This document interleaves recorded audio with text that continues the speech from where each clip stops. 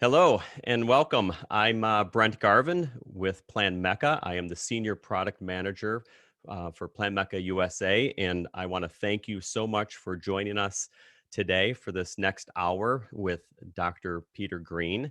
And I've asked Dr. Peter Green to join us for our first part of our series of talking with an expert that we're going to hopefully continue on from this day forward. And I've asked Dr. Green to join us to give us an overview of the topics of radiography so that you have an opportunity to ask questions to a board certified radiologist that are relative to you.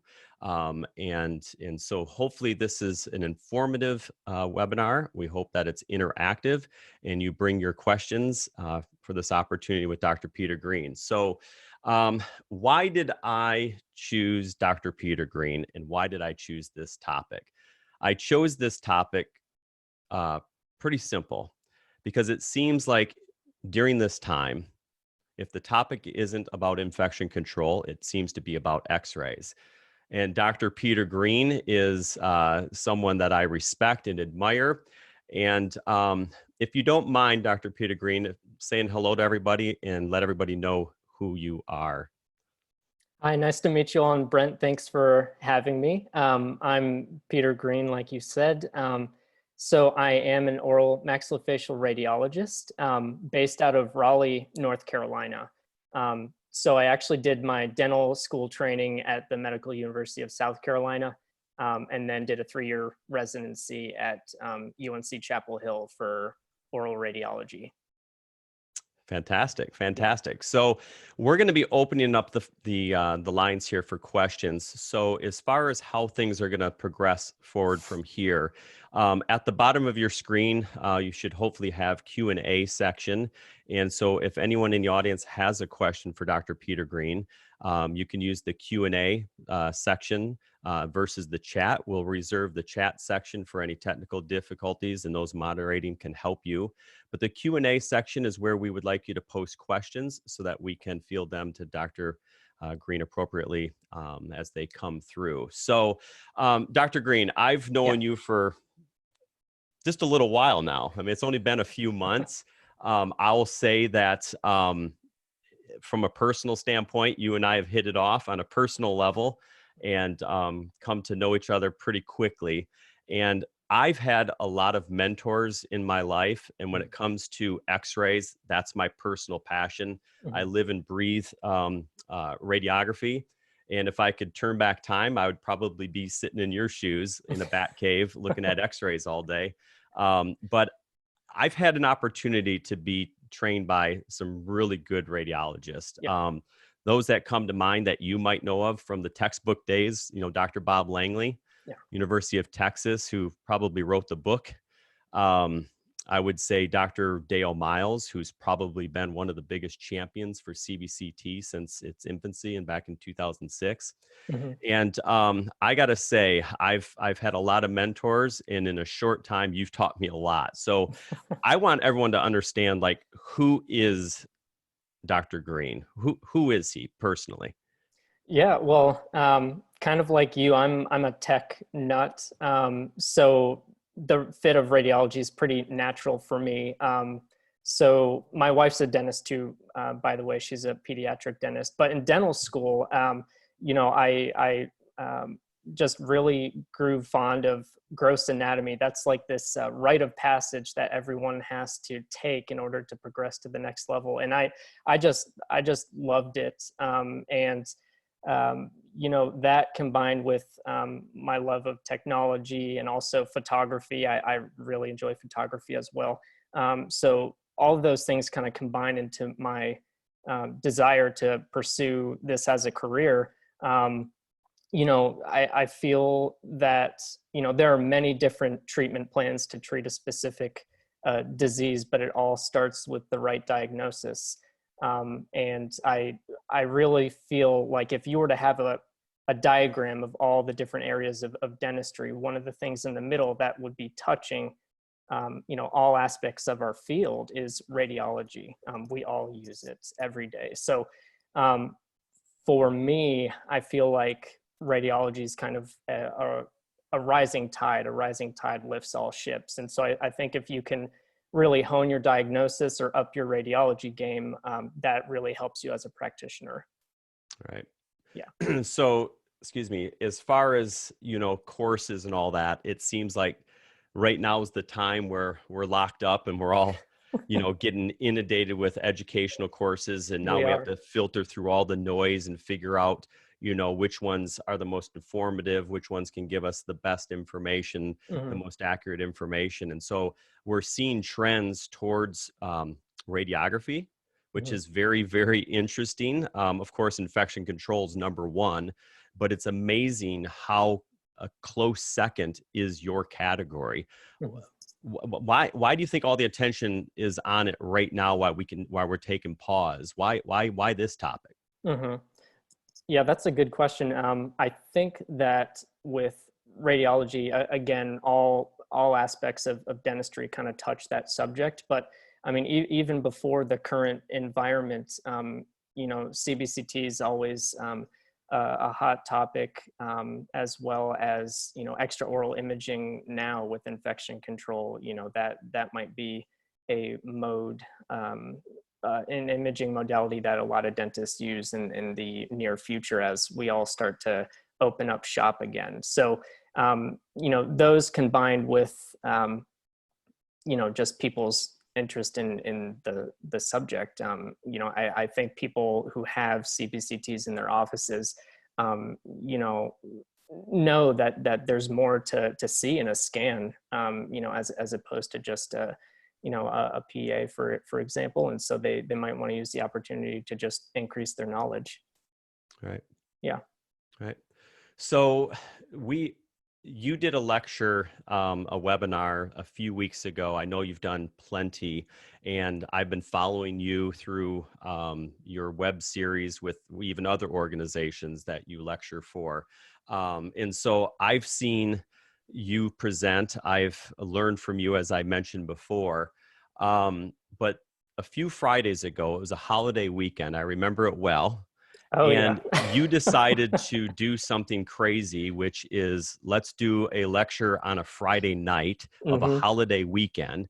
And I think it was 6 or 7 o'clock Eastern time. So the only ones on the West Coast that, had an advantage were those. Yeah. Other than that, we were all trying to make dinner and start the weekend.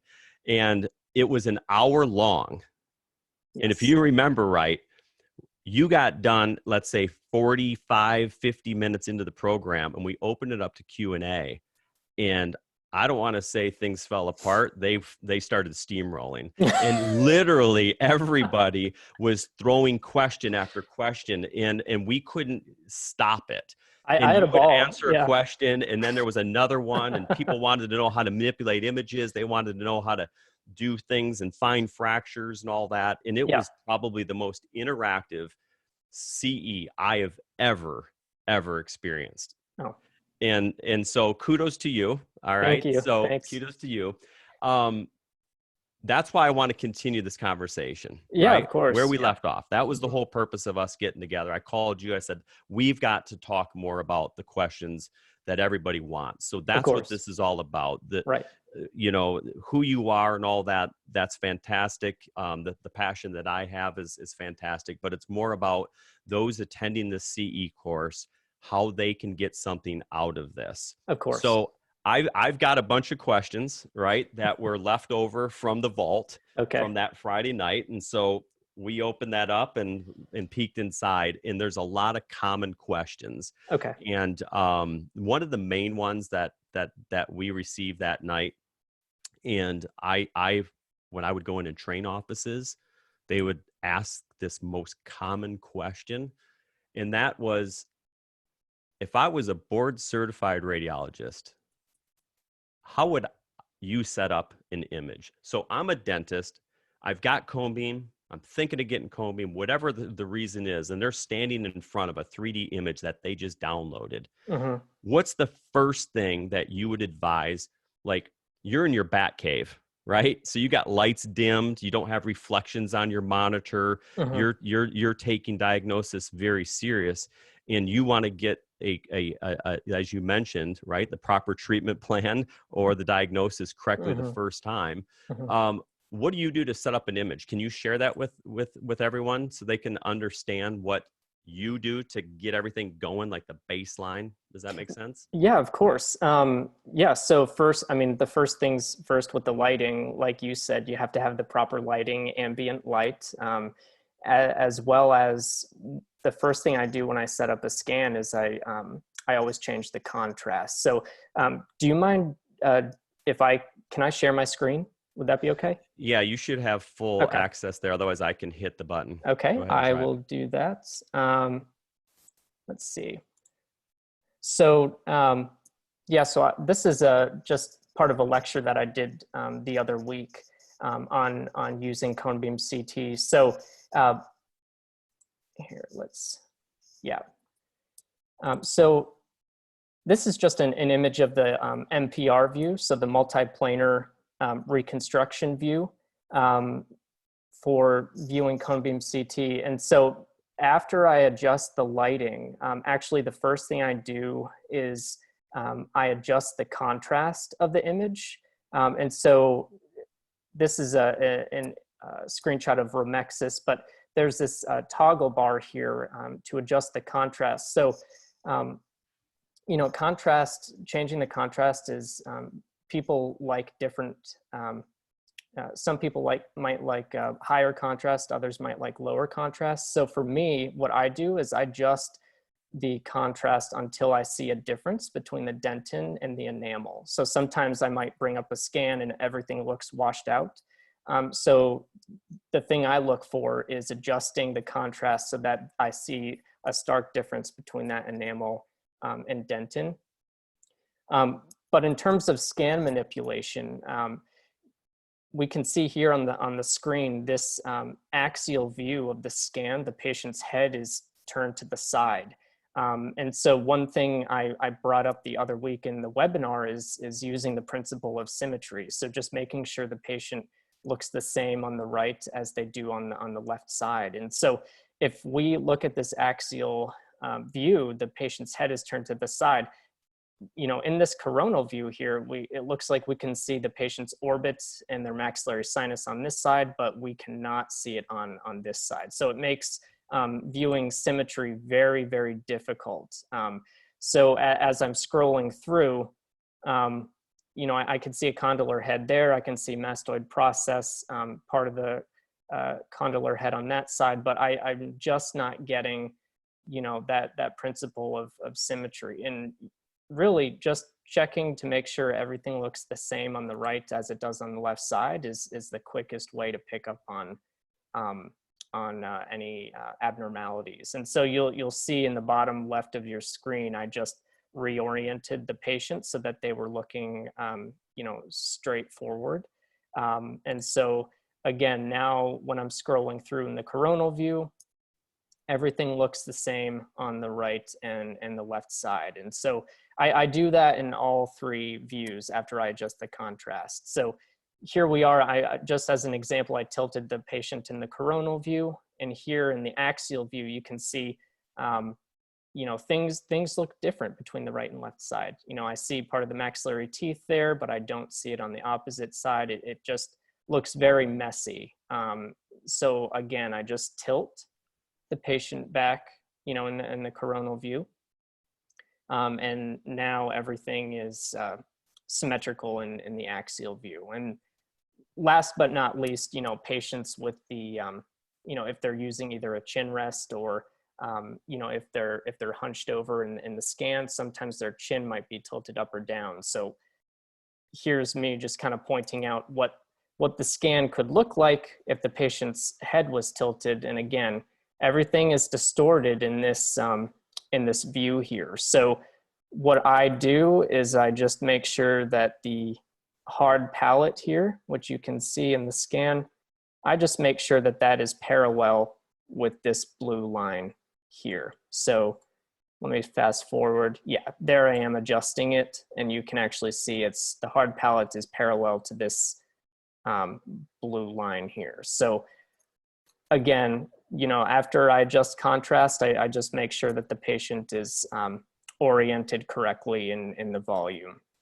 Um, And is if you had a smaller image, like, you'll hear numbers like 8 by 8, which is generally, centimeters, its height, its dimensions or right. depth or whatever, Yeah. diameter. So if you had one that was just dual arch, would you still suggest that they go with symmetry on a dual arch scan like that? Oh yeah, it doesn't matter if it's 8 by 8 or if it's a larger field of view. You know, going 8 by 8 will capture the inferior mandibular cortical plate as well as the floor of the maxillary sinus, maybe a little bit above that. Um, but adjusting the patient so you have that symmetry is still key for that medium field of view 8 by 8. Okay. Yeah. So some of our viewers might be new to cone beam. They Mhm. might have received a disc from another doctor who has a CBCT in their practice. And so they're trying to figure this out for the first time or third time or how many times they're looking at it. Can you take us through, like, we've got coronal, we got axial, we have sagittal. Those are industry standards, DICOM. I think many understand that. Right. I've known 4 people, by the way, in the dental world that wear bow ties. Okay. Oh. So one of them's you. All right. The other one is Bow Tie Dental. I think it is in West Michigan here where I'm from. The other one, I'm trying to remember, there was the third one that's, Jay Burton, orthodontist. And Yeah. then one of my big mentors on the ortho side is Jack Fisher. And Okay. he taught us this, and let me verify this, Okay. okay? Because you're the expert, and not that he's not, right? I mean, he's an expert. But when it comes to imaging, would you say that the image on the upper right, Okay. that's your sagittal view, Hmm. that's more like your ceph. So if you're used to looking at a ceph or even a PA from the side, Hmm. that's what that view is there, correct? Right. Yes. Okay. And then the image to the left is your coronal view. Yes. That's signified in green, Right. which is a universal color of imaging for DICOM. Hmm. So coronal view is looking at the patient from a PA view, not periopical, but posterior anterior, or anterior posterior. Yeah. So Exactly. safe to say, if they've looked at an image like that, like a PA ceph before, and they're an orthodontist, that they can understand what they're looking through on those kind of images. Hmm. Hmm. Okay. And then the bottom one, I'm a CAD guy. So before I was in dental, I was doing AutoCAD, Okay. space planning, and all that for the office furniture industry here in West Michigan. And we looked at things from the aerial view, right? So my mind is looking down on something. Hmm. Axial is different. How is it different? Yeah, axial is different. So if you were looking down, actually, these would be flipped. So this would be left side and this would be right side. So this is actually, I've heard people refer to this as the worm's eye view rather than bird's eye view. So yeah, this is actually looking from the down up, um, from downward upward. And actually, the reason why the maxilla and the nose are pointed upward, that's just a historical thing. So this is how the axial is oriented with medical CT, but the orientation is this way because it's as if the physician or dentist were walking into the room approaching the patient. So that's the reason why the Okay. axial is tilted upward. Yeah. I've heard stories in the books that I've read, and I don't know if this is just, one person or professor or specialist putting this in a textbook, but when it comes to like medical, they're scanning, you go in through a CT scan, or you go in through for MRI or whatever, we're Hmm. scanning from the top of the head and we finished with the foot. So then when you look at the image, you're starting at the bottom and working up. So medical radiologists are used to looking from the feet and then head up to the head. So I don't know if Yes. there's any truth to that or not, but Hmm. Yeah. okay. Oh, cool. Yeah. So safe to say you've looked at cephs. If you've looked at a PA, meaning a periapical, so we're looking at a Yes. tooth from the side, we're looking at Hmm. a bite wing from the side, Hmm. that they can handle it. That's what the sagittal view is. Yes. Coronal view, looking at it straight on, those are probably the orthodontists that have cephs that can do PA and AP views Hmm. of a patient, and they're looking at them straight on. It's no different than me looking at you, but now I can see through your skin. and the axial view, I'm looking at you from the bottom up. Yes. And I can go through all those slices at any pace. I can see everything 360 degrees, and I got all the information I could ever ask for. Mm-hmm. Awesome. Awesome.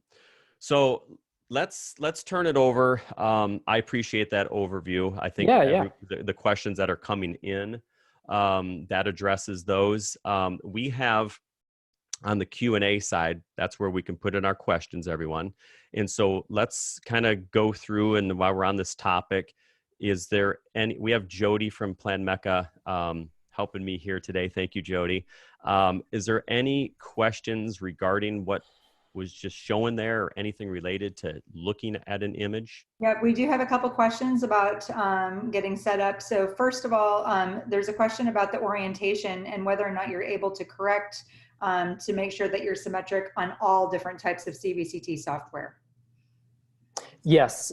So this is obviously a snapshot of Romex's, but any viewer that you have should give you the ability to reorient the patient in all three views. And so that's the beauty of cone beam, is you have the ability not only for post-processing in terms of contrast and brightness, but you can actually change the position of the patient. Right. So yeah. Okay, and then the next question was actually related to the type of monitor, and if there are specific monitor specifications that help with the review, and if there's any types that you would recommend. Mm-hmm. Yeah, actually, so on that note, Brent actually had a really good, has a really good slide on monitor calibration. I believe you showed me at one point. But in terms of actual use of monitors for dental, ambient light is more important, just making sure your monitor is calibrated. For CBCT review and looking at panoramics or periapicals, you do not need a medical grade monitor. So if you have an existing monitor in your office that is, of good quality, just make sure that it's calibrated. There are some studies that look at diagnosis of images on medical grade monitors as well as normal monitors. And for dental, you're just having a decent monitor that's well calibrated is perfectly fine. Great. That's all that we have on the specific topic. So we'll open up for the other questions as we move on to other topics. Yeah. Thank you, Jody. If I could add to that, so we are Plan Mecca on the website has many CEs that we've offered, and doctors can pick and choose, and staff and hygienists and all, I can pick and choose what works best for them that we make available online. And a part of the series that we're going to kick off today is, spending an hour with you. Maybe it'll be another expert from ortho or some other specialty later on. But we're also setting up an education program that walks everyone through the process from beginning to end. So it's designed for those that are looking at getting into this and trying to understand it. It takes them through to experienced users that have panoramics and they're just trying to troubleshoot and help the staff with that. We want to help any way we can right now to the dental community. So ironically, Wednesday, I'm going to plug that. So Wednesday, April 29th, 4:00, I'm going to kick off a thing with going through 3D imaging similar to this, help dentists and staff understand what they're doing as far as the clicks and marking things and making notes as they go through a scan, all that wonderful stuff. And one of the things I start with is monitor calibration. So we'll address that. And so there's tools that are available that we can help you with to help dial in any monitor. And I can usually help, and most Plan Mecca reps can help with monitor selection. So, so while we're on topic with image manipulation and moving things around, right? The question that I get a lot is, how do you do endo? And I don't think they mean, how do I do endo, meaning what button do I press when I want to take an endo image and what resolution? I'm Yeah. sure those questions are coming, but they want to know, like, they're in the software and then they turn to me and say, now what? I want to Mhm. set something up and I want to look for that fracture. I want to look for that missed canal. I want to look for that short fill. I want to do something endo related. Mhm. Any tips and tricks you can share without stealing thunder from other courses that you're doing? No, of course. Yeah. So I remember talking about, someone asked the other week, how do I find a vertical fracture or horizontal fracture? So, yeah, I did do some screen capture for how I like to review endo scans. So I made a video here on how I like to approach it. So it's important to know, you have the coronal, axial, and sagittal views. You are able to reorient the patient or those slices to actually go down the long axis of the root. And so I have a couple ways I like to do that, actually. So this is the first one here. So let's see. Right. So I actually will tilt the patient in the sagittal view first. And so now if you see this green line corresponds to your coronal view, and this blue line corresponds to the axial view. So I've actually, I've shifted the patient downwards. So now I'm looking down the long axis of the root. And so that gives me the ability now, and I'm shifting it in the coronal view as well. So I make sure I'm going down the long axis of the tooth. And so that enables me now to go down in the axial view to look for those horizontal root fractures. And so this is key, because I'm not hindered by the orientation of the root in the alveolus. I can actually turn the patient in order to look down the long axis of the root. And so the axial view is what I'd like to use to look for root fractures. The other week, someone asked about vertical root fractures. And so for those, I would look in the coronal view. And again, I've reoriented the patient. So I'm actually bodily buccolingually moving through the root. So, and again, just, maximizing it just to make sure I can find that fine detail. So that's the first way. But the second way actually is just a little bit different. So with this software, actually you can reorient your crosshairs. So if you look in your upper right corner, I've just dragged those crosshairs, and now I'm down the long axis of the root there. And you can actually spin the scan around and look for any root fractures all the way around the root as you rotate the image. So in a couple seconds here, I think I rotate. Yep. So I'm starting to rotate it. You can actually see all the way around the root in 360 degrees. So those are the two main ways I look for root fractures. So I think that's what you meant by looking for at endo, I think. Yeah. Because it truly is probably one of the top questions that you get. And it's like, how do I go through for endo? And it's like, well, it's the same tools that are available for no matter what tooth you're looking at, whether it's one tooth or 7 teeth or all full arch, it doesn't matter. Right. It's all the same. But I think that's what they most likely are trying to determine is how do I manipulate it? Speaking of that, what other indicators as you spin through there, you can keep your screen up there. I think everyone likes that. Okay. Yeah, that way we can come back to that. They don't need to see just you and I on the screen. So if you're spinning around and you think you see something, you don't know what it is and all of that, obviously those are, things that you're doing as you're practicing going through a scan.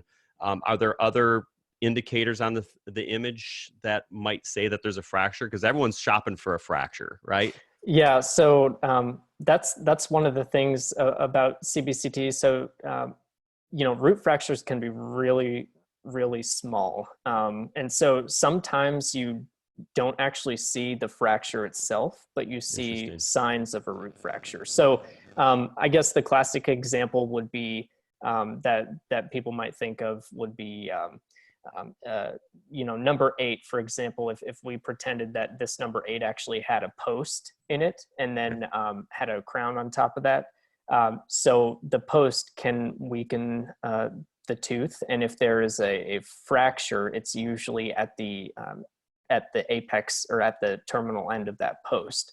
And so, because you don't always see those really fine root fractures, you might not see a root fracture at the end of the post, but what you will see is a vertical bone defect, and it actually stops right at the termination of that post. So you don't always see the fracture itself, but you see signs of a root fracture.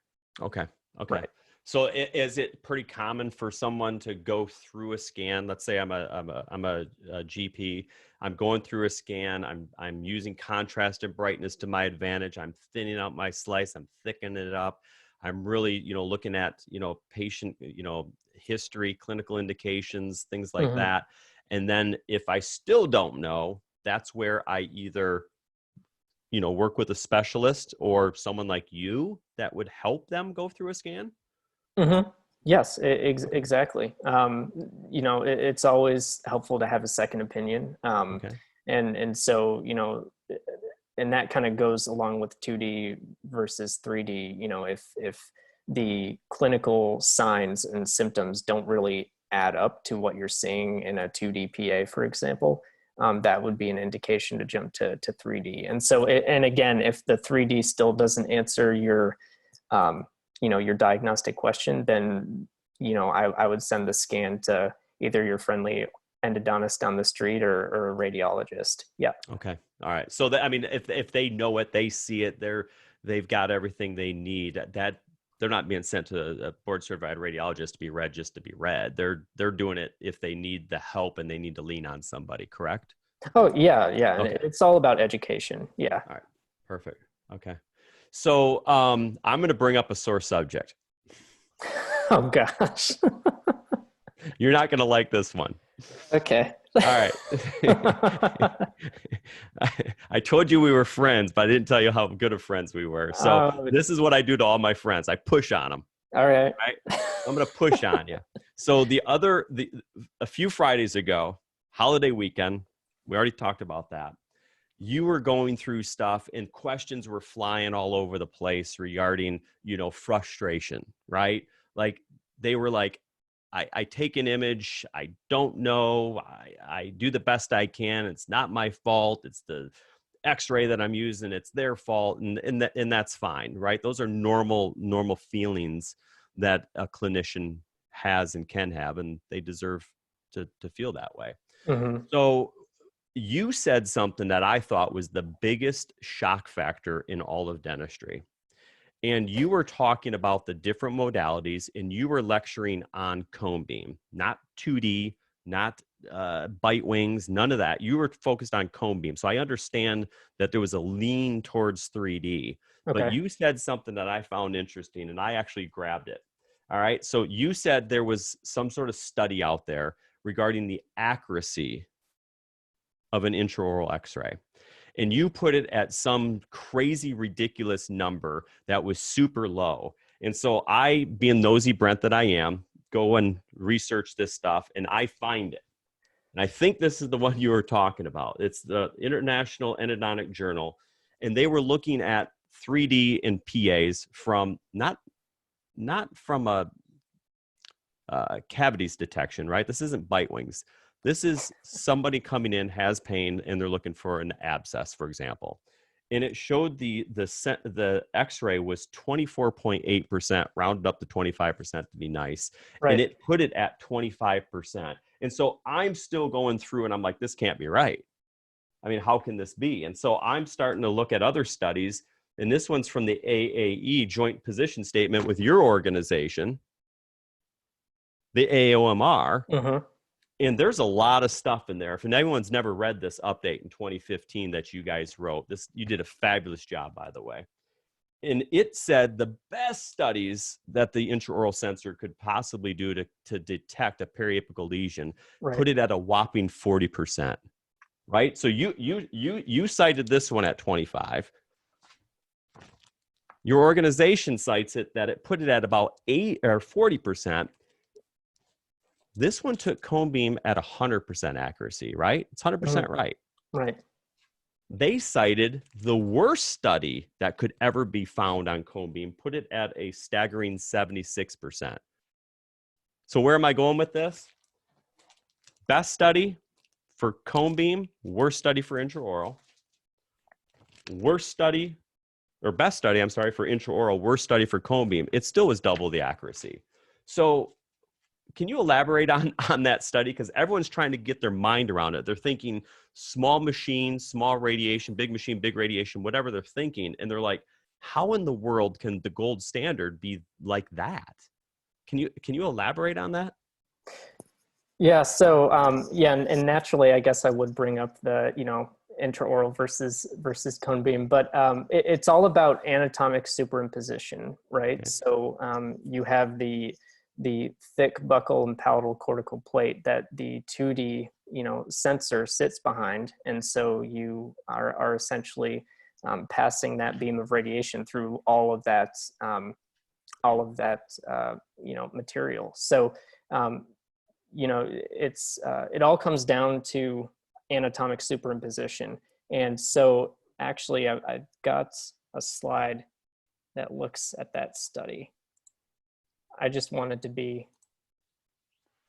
wanted to back up what I was saying, I guess. So 2D versus 3D, right? So this is that study, the 25%. So here we see, and this was captured this was a JPEG taken from the actual study, but this is a CCD intraoral sensor looking at periapical lesions in teeth. And so, essentially all we see here looks like a normal trabecular bone pattern.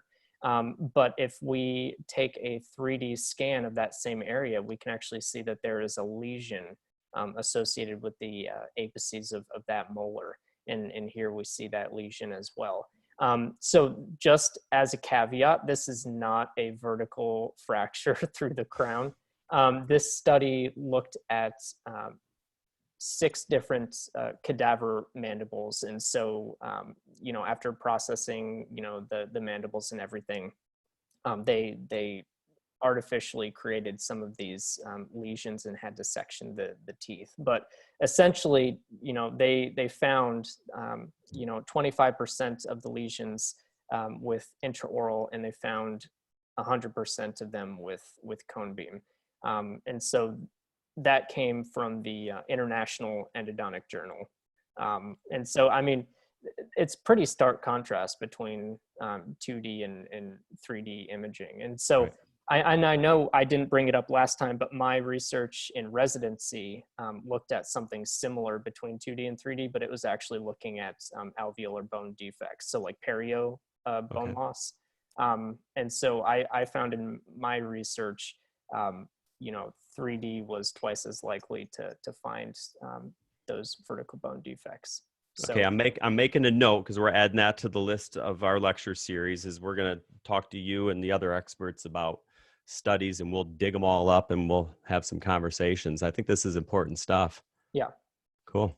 Yeah. So we're going to open up the questions and the Q&A, on this topic and whatever topics we need to. Before we go there, I just had a question that came up from that last lecture and all that. And it was kind of like overwhelmed, right? Everyone was like, how can cone beam be so great, right? And what am I missing? I mean, what is this all about? And the studies seem to back it up, right? So let me ask you a really silly question. If you were, well, you're a board certified radiologist, so don't pretend you're one of those because you are one. But if you were in a room full of engineers, right? Okay. And they said, money's no object. And you're going to go sit in a room with a bunch of engineers, and you're going to build something that can help dentists. And we know that this is more effective. If you could like wave a magic wand and make something and then open up the doors, what would that look like? What would that look like to you as a radiologist? What does that technology look like? Does that make sense? Yeah, if you could create the ideal imaging modality, I believe is where you're going with that. Yeah. So first of all, that would be incredible if money was no option. I wish I had that issue.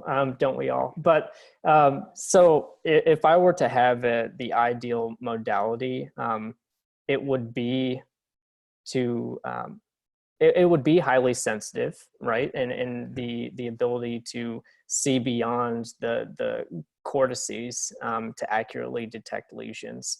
You know, historically, you run the risk with jumping from 2D to 3D of having a higher dose. So I think in a perfect world, you know, you would want to have a 3D scan to find these, you know, bony abnormalities at a fraction of the radiation cost to the patient. Yeah, so essentially higher accuracy, you know, the ability to detect these abnormalities, these, you know, asymptomatic abscesses at a low radiation dose. Can I push on you a little bit? Okay. Okay.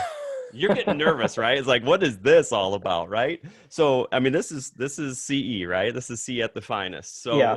And there's nothing wrong with having a little fun when CE is involved, as long as we're, you know, citing facts and all of that. And, it's all about the data. Yeah. Exactly, right. Like, you know, my friends are pharmaceutical reps. They're not walking into medical offices and just winging it, right? They have to have peer-reviewed, right, evidence-based research in order for them to even say hello to a medical doctor. So, you know, that's a big challenge. And that's another topic we can talk about, is medical versus dental in the world of imaging. But you wave this magic wand, you make this thing, and I've heard this over and over and over. There's a delicate balance. There's a LARA, LADA, and all these things that we don't have to go down right now. But there's a delicate balance between obviously image quality and diagnostics, correct? Oh, of course. Yeah. Okay. So if I have something that's low dose, most dentists are going to say, well, it's not usable. So is that a fair statement that if it's low dose, you can't use it for diagnostic purposes for the most part, right? Because of the technology. For the most part, yes. Because one of my co-residents back in the day said you can't cheat physics. If you're going to have something really low dose, you know, the scan might look photon starved. It might look really noisy. You know, looks like salt and pepper has been kind of scattered across the image. So typically when you think of low dose, you think of a scan that would have compromised image quality, very noisy, so to speak, like you said. Okay. Yeah. All right. So I won't even talk about, I mean, you mentioned the University of North Carolina, and I just on a side note, I think he's retired now, Dr. John Ludlow, that everyone seems to cite from what I hear is like this leader, forward thinker. I don't know, you know, if he educated you in any way before his retirement, but I mean, he seems to be, I don't want to, I'm going to offend my friends down the street 2 hours away, but UNC is probably one of the top research universities in the world, alongside of another one about 2 hours away. So I don't want to offend them. But you guys have your act together. At UNC. Like I've researched the universities. I know the goods and the bads and the uglies and all that. And when it comes to research, there's two that lead the pack, and a few other ones that I won't mention. But you guys really have it going on. You know, they do a lot of studies. Is there anything that you know of that you can share regarding that balance of radiation and diagnostic image quality? I don't want to put you on the spot, but No, of course. So since you brought up Dr. Ludlow, UNC puts out a lot of fantastic research as it relates to oral maxillofacial radiology. And so Dr. Ludlow was at the university when I was a resident. So just thinking about two articles that kind of, take the cake in terms of cone beam as it relates to dose and image quality. He wrote a fantastic article looking at how dose varies according to, or as it relates to cone beam across the entire industry. So that varies in terms of the manufacturer as well as the proprietary algorithms that are used, the field of view. So he kind of set the tone for the industry, saying, hey, the dose varies widely. So I would say, and I believe I cited that paper in the last webinar. Okay. So number one, the dose varies widely with cone beams. So yes, with 3D, you are going to have some manufacturers or machines that are higher in dose. But he also found through another study at UNC, he found that with using a very low dose protocol, you actually can achieve a diagnostically acceptable image. And actually, he goes as far as to say, there's no, statistically significant loss of image quality. So he measured something called modulation transfer function, which is essentially a measurement of the trueness of the anatomy that's being imaged, so to speak. So that study was pretty paramount because it wasn't just some examiners or observers looking at scans saying, which one is pretty, which one is not. It actually was a quantifiable measure, which is, in our world or in the world of research, is of paramount importance. Wow. Yeah. Well, maybe we can go down that path later on. I don't want to get, down now that I have bunnies I told you about, a rabbit hole. So why don't we open up for questions, Jody, if there's anything related that's kind of outstanding. Doctor mentioned stuff about, image selection. Is there things like that? Yeah, we've actually, we covered a couple different topics where some different questions came up. So one goes back to one of our earlier comments about if you're not comfortable about what you're seeing, when to refer out for an expert opinion. And really, like, how many different paths are there for kind of for additional input? Because you'd mentioned maybe sending it to an endodontist and then even, sending it to a radiologist. So what do those different paths look for in terms of referrals? Mm-hmm. Right. And in terms of the different paths, I would say, that would be very specific to the, diagnostic task. If it was an endo, perio issue, then, I would want to send that to an endodontist to evaluate. But if instead of a radiolucency at the apex, like we typically think of for like an abscess, like we see on the screen here, if there was a little bit of calcification in there, if anything just does not look right, if the symptoms don't match up to what you're seeing radiographically, or if it just looks abnormal, why is there a radiopacity in that, radiolucent abscess? Then I think that would warrant either, evaluation by a radiologist, or, if you as the clinician feel, maybe this needs to be biopsied, you could send the scan to your oral surgeon and ask, hey, in your experience, how would you handle this? Good. And then we had a couple of questions about, what to look for in terms of purchasing a CBCT unit, and one specifically about whether or not a Ceph is the standard if you're doing any orthodontic work in your practice. Could you touch on, some things to look for in a CBCT and whether or not a Ceph is important to have any longer? Right. That's a really good question. So When looking for a particular machine, the number one question you have to ask yourself is, what will you use it for? So if you, of course, if you're an endodontist, you know, you would be primarily interested in the smaller field of view machines. You know, with most applications for dental alveolar diagnosis, multiple implant sites, you know, medium field of view tends to be the sweet spot. But then, you know, if you go beyond the condylar heads, you know, into the cranial vault, you know, that would be more oral surgery or ortho. So it depends on, you know, what you're using it for. The other thing I think that would be important would be the support, you know, the customer support, as well as, you know, just asking, you know, your colleagues down the street who might have a particular machine you're interested in, just ask their experience, how they have found their particular machine or manufacturer. As for the Ceph arm, that's a really good question, because a lot of, you know, you can get a cone beam attached with a Ceph.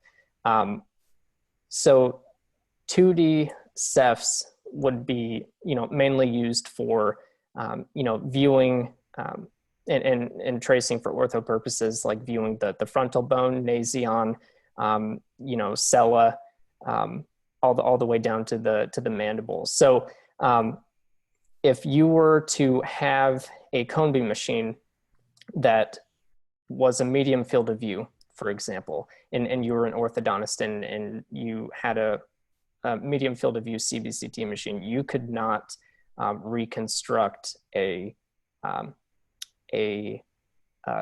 Ceph from that CBCT volume, because the field of view was too small. So, you know, there you would need to rely on your 2D Ceph. So if you were to get into the realm of, you know, 17 centimeters in height, you would be able to see the nasion. You would be able to see, you know, into sella as well to make your measurements. So I would say, you know, 2D Ceph would be appropriate as an attachment, but only if you had a smaller or medium field of view machine. So if you get a, you know, 17 high machine, then you should have no problem with, you know, just relying on the cone beam.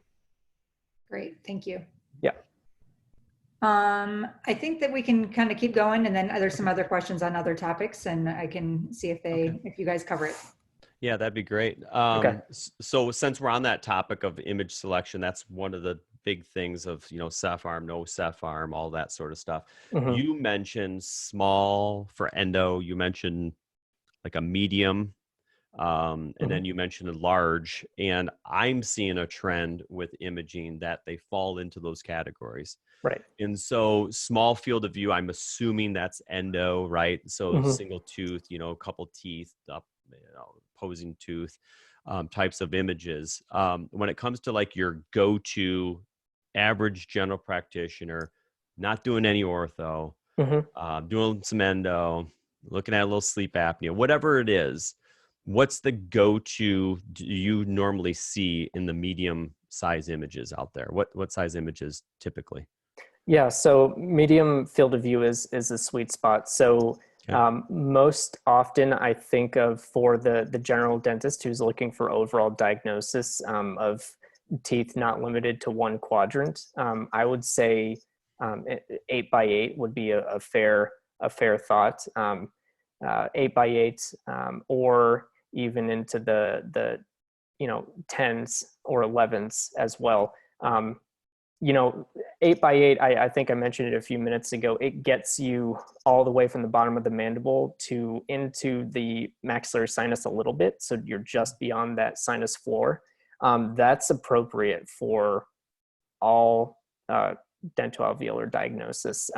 The only issue with the 8x8 is you're not getting the airway. So again, this goes back to what would you use it for? So if you did want to incorporate sleep into your office, I would say bump it up to, you know, 11. Okay. That makes sense. And so those that are new to 3D, we're talking centimeters. So, you know, Oh, you see sorry. something Yeah, that's, yeah, yeah, centimeters. no, that's fine. That's fine. But 11, usually the diameter's first. So they'll say 11 deep by 8 high, and they'll be like 14 by 9. You know, I scratch my head speaking of those measurements. You know, everyone's coming out with these machines, and the medium fields of view are nice sweet spots. Larger fields of view are really, really taking off. Mm-hmm. But the sweet spot, medium, go-to flagship products, 8 highs into the sinus. Now you're seeing Yes. them a little 9, so they're creeping up a little bit higher. Yeah. 11 deep, I understand, is getting into the airway, into half of a spine of a patient. Right. Now they got these 14 deep, right? So it's like back of the spine. As a Okay. dentist, why do I need to 14 deep to see the back of someone's spine? I mean, 11 gets my airway, 11 gets my spine. Mm-hmm. What is 14 deep getting me? I mean, just a little bit more liability, right? Yeah. So if you were a GP looking at the airway for sleep, right? Okay. You would be fine looking you'd want to include the whole airway. So you're going to see a little bit of spine. So I Right. think 11 is that sweet spot. If you go, 14 or 15 deep into the, posterior vertebral arches, that you're pretty much an orthodontist or oral surgeon just bumping it up to a larger field of view. So if you're just looking at airway, I would say just go with the 11 deep. Okay. Okay. All right. And then as far as resolutions and all of that, what can doctors that have machines do image selection wise?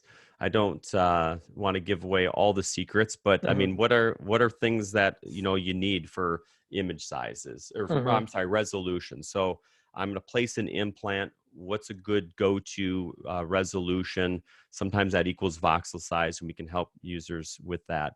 Right. But what are the different things that are usually gold standards for 3D imaging for Mm-hmm. resolutions?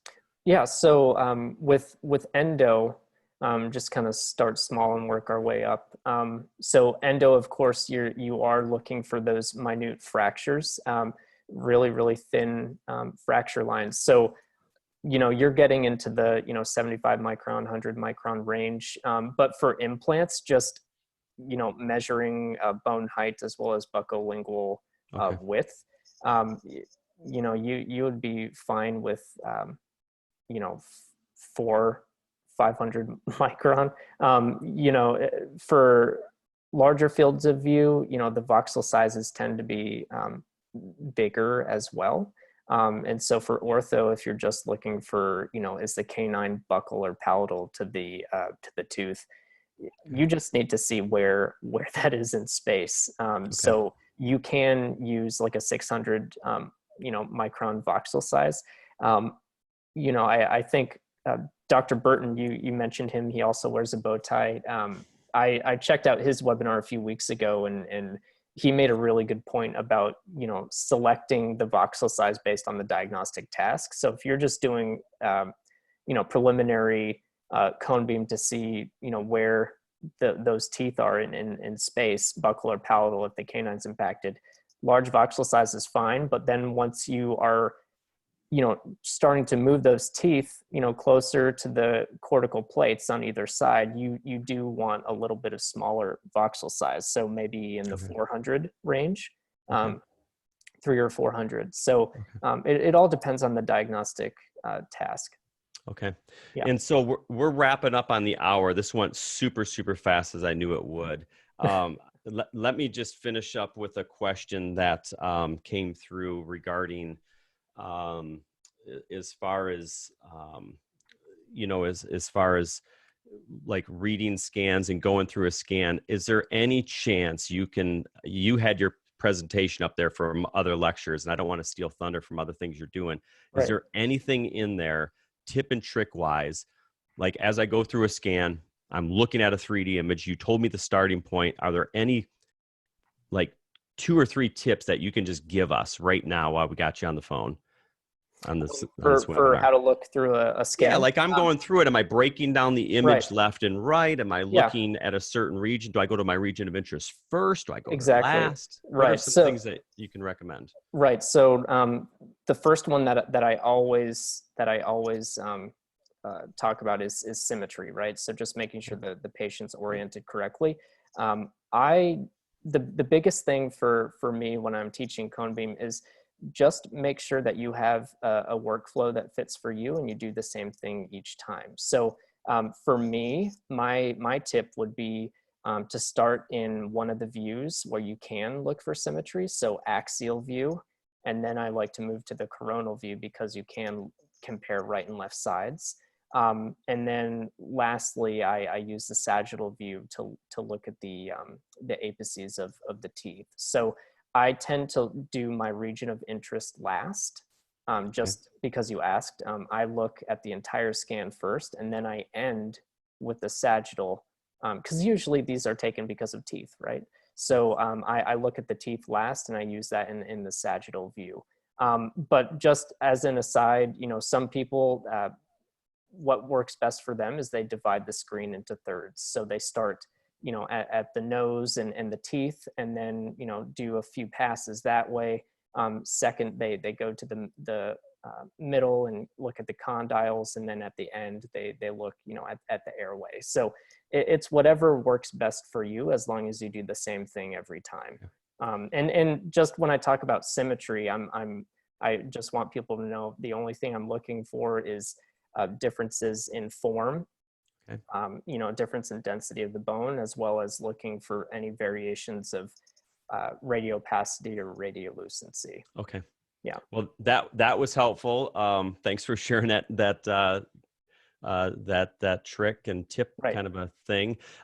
We will obviously continue this conversation. I know you have a lot of courses set up to help doctors go through the process of looking at scans and really, quote unquote, becoming certified at reading scans. So we'll cover that in later lecture series. If you're on the line in looking for CEs, we are going to follow up with an email, so you have the instructions to fill out the survey and get your CE for this course. Hopefully you found it informative, and this is just a sneak peek of where we're going to be heading regarding the path towards taking good images, quality images. And on Wednesday, April 29th, 4 p.m. Eastern, 3 p.m. Central, we're going to go through 3D software. So if you're new to 3D imaging and you want to understand what it's like to go through anyone's software, anyone's 3D capabilities, we're going to kind of go over some of those tips and tricks, and I'll share those with the attendees on that. And then we're going to follow up with some other courses later on with Dr. Green in the world of radiography. So I want to thank you so much for your time. I know you gave away a lot of tricks that you've worked so hard at mastering. We appreciate you. We appreciate your specialty. And we look forward to seeing you again soon. All right. Thank you, Brent. Thank you all. Thanks. You guys take care.